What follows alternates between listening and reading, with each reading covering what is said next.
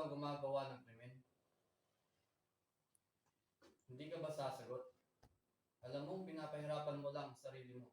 Kung hindi ka makikipagtulungan sa amin, sisiguraduhin kong mabubulok ka sa kulungan. Alam mo, ayos lang. Bago ka umupo sa upuan mo, pinuntahan ko ang pamilya mo. Nilaglag ka na ng pamilya mo. Your records are already in our possession. Kaya kung hindi ka makikipagtulungan sa amin, pasensya ka na lang. Ano ang gagawin mo? Sige, magsimula tayo muli. Ito ay para rin sa iyo kasi alam mo kung ako ang tatanungin mo, ayokong mabulok ka sa kulungan. Sobrang sikip. Ano ang pangalan mo? Ramses na lang po, sir, alias Gogi. Gaano karaming mga biktima ang meron ka o mga nanakaw? Hindi ko na rin magbilang, sir. Dito lang ako mukha ng kabuhayan ko eh. Ilang taon ka na? 29 na po ako. Nagnakaw ka, alam mo ba ang mga ginagawa mo? O may iba ka pang krimen na ginagawa bukod sa pagnanakaw? Wala, sir. Snatcher lang, gano'n. Tapos, nakaw-nakaw lang sa mga bahay, akit bahay, mga gedli-gedli.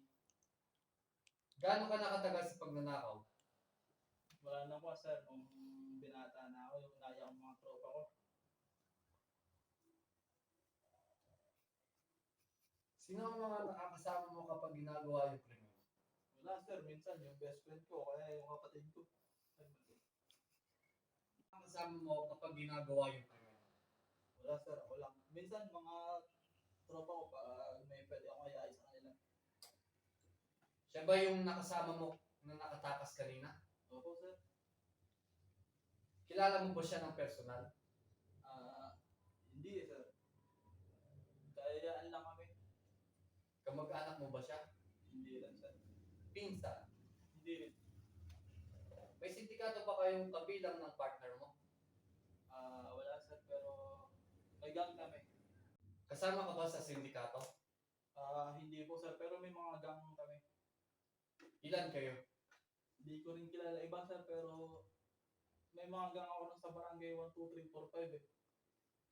Maaari mo bang sabihin o ituro sa amin? Ito ang may papangako ko sa iyo. Poprotektahan ka namin kapag nagbigay ka ng impormasyon. Opo, sir. Pwede naman po. Okay. Gaano ka nakatagal sa sindikatong ito? Mula rin nung nagbinata ako, sir. Simula nung magsimula kang magnakaw, pareho na ba ang tagal ng partner mo sa sindikatong ito? Hindi ko sure, sir, kasi dito lang kami nag-ayaan eh. Kasama lang siya sa mga gang ko sa barangay. Namumukhaan mo ba silang lahat? Opo, sir. Pwede ko naman po ituro yung iba. Sa tingin mo ba, may tuturo mo ba lahat sa akin lahat ng kakilala mo? Okay, sir. Tulungan na sir. Ano? Basta mabawasan lang yung sentensya ko, sir.